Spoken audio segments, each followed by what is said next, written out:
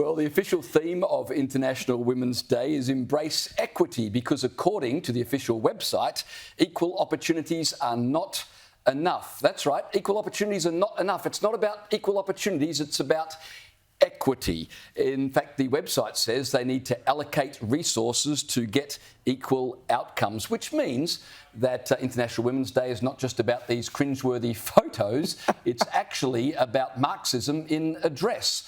Predictably, Anthony Albanese, the Prime Minister, was quick to tweet and was entirely on brand. He tweeted a picture of himself with a bunch of MPs saying, for the first time this International Women's Day, the Australian government is made up by a majority of women. I couldn't be more proud to have these fantastic Labor women on the team. Well, until the Parliament is made up of 110% women, there is still more work to do. But Liz, surely this suggests that, how do we know if these women are there on merit rather than they're not. to fill a quota? We know that they're not.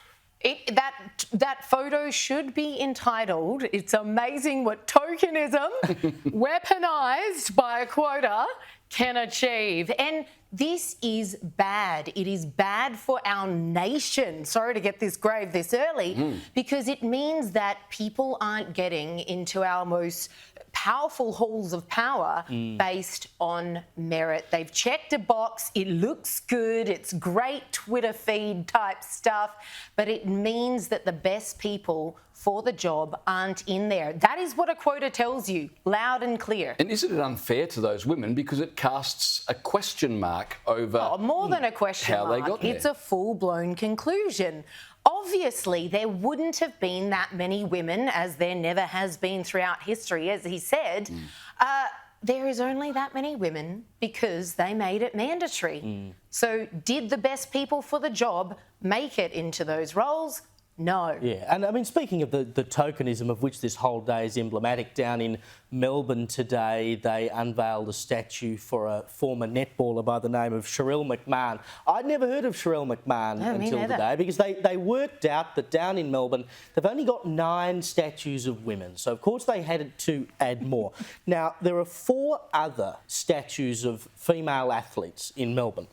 They are Betty Cuthbert, who broke so many records as an athlete. See, Betty I've heard of. There's Shirley Strickland, who has the most Olympic medals of any Australian runner in history, deserving of a statue.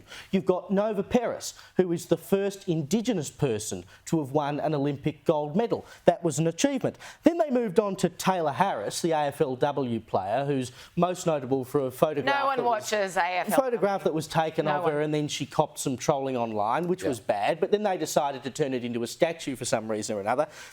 And now we've got some woman who won 2 gold medals in the Commonwealth Games and captained 12 games as for the Australian netball team. But, not dissing her achievements, but surely if we want to build if we want to build statues of great Australian women, we can do better than this. Well, it's got to be a statue standard. It's a pity they produced a statue which was commissioned a couple of years ago.